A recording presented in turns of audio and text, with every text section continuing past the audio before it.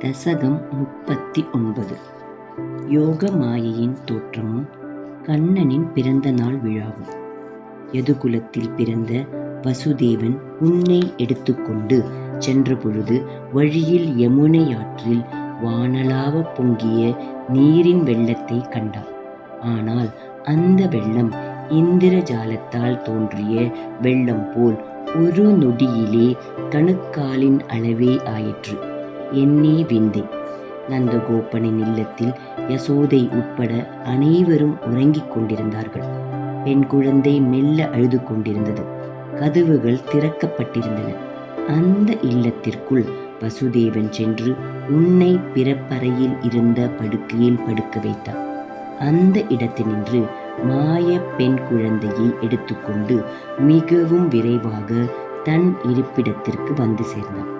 பிறகு வேலையாட்கள் உன் தங்கையின் அழுகையினால் உறக்கம் கலைந்து எழுந்தார்கள். விரைவாக ஓடி குழந்தை பிறந்துள்ள செய்தியை கம்சனுக்கு தெரிவித்தார்கள். அச்செய்தியால் வருந்திய கம்சன் தலைவிரி கோலமாக விரைந்து ஓடி வந்தான். சிறிதும் மகிழாதவனாக உன் தங்கையான தேவகி கையில் பெண் குழந்தையை கண்டான். இந்த பெண் மது என்ற அரசனை கொன்ற மாயாவியான நாராயணனின் மாயையாகத்தான் இருக்க வேண்டும். இது திண்ணம் என்று எண்ணிய அவன் தன் மார்பில் அணைத்து கொண்டிருந்த தங்கையின் கையினின்று குழந்தையை யானை தாமரை குளத்தின் நடுவினின்றும் தாமரை தண்டை பிடுங்குவது போல் பிடுங்கிக் கொண்டான். பின் உன் தங்கையான மாயையை கற்பாறையில் ஓங்கி அடிக்க முற்பட்டான். அப்பொழுது அந்த மாயை உன்னை பூஜிக்கும் பக்தன் எப்படி யமனின் பாசத்தினின்றும் விரைவாக விடுபடுவானோ அப்படி கம்சனின் கையினின்றும் விடுபட்டான். உடனேயே வேறு ஓர் உருவத்தை கொண்டு கீழே நிலத்திற்கு வராமல் 8 கைகளிலும் விளங்கிய ஆயுதங்களோடு ஆகாயத்தை அடைந்து வியக்கத்தக்க வகையில் திகழ்ந்தான். விபுவே, உன் தங்கை அந்த கம்சனை நோக்கி, பெருங்கொடியவனே, கொடிய கம்சனே, என்னை சிதற அடித்து கொல்லுவதால் உனக்கு ஒரு பயனும் இல்லை. உன்னை கொல்பவன் வேறு ஓர் இடத்தில் பிறந்துள்ளான். உன் நன்மையை தேடிக்கொள் என்று கூறிய உன் சகோதரியான யோகமாயா பின் தேவர்கள் துதிக்க அவ்விடத்தினின்று சென்று மண்ணுலகத்தில் கோயில் கொண்டு விளங்குபவளாக மறைந்துவிட்டாள்.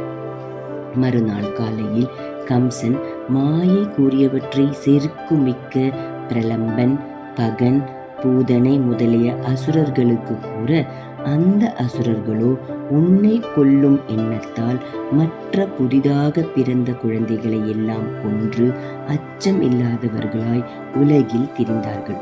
மனதில் இரக்கம் இல்லாதவர்களான அந்த அசுரர்கள் எந்த விதமான தீய செயலில்தான் ஈடுபட மாட்டார்கள். முகுந்தனே, பிறகு நந்தகோபனின் இல்லத்தில் நீ நந்தனின் மனைவியான யசோதையின் பிரசவ படுக்கையில் சயனித்தவாறு கால்களை சிறிது அசைத்து அழுது கொண்டிருந்தார். அப்பொழுது பெண்கள் உறக்கத்தை விட்டெழுந்து மகன் பிறந்த செய்தியை நகரமெங்கும் அறிய செய்தார்கள். நான் எப்படி சொல்வேன்? கோகுலம் முழுவதும் மகிழ்ச்சி வெள்ளத்தில் கிடந்தது. யசோதை தன் புதிய காயா மலர் போல் மனதை கவர்ந்த உன்னை அருகில் முதலாக கண்களால் கண்டு களித்து தன் மார்பகங்களில் ஊற்றெடுத்த பாலை பருக செய்தாள். மகிழ்ச்சியோடு பஞ்சு போன்ற அழகிய உடலை தொட்டு பார்த்தாள். உலகில் புண்ணியம் செய்தவர்கள் அனைவரையும் அவள் வென்றுவிட்டாள் இல்லையா? அவள் செய்த பாக்கியம்தான் என்னை.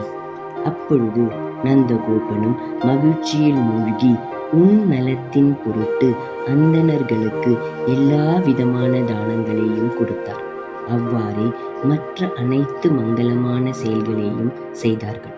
3 உலகங்களுக்கும் நன்மைகளை செய்பவனே, நீயே என்னை பிணிகளினின்றும் காத்தருள வேண்டும்.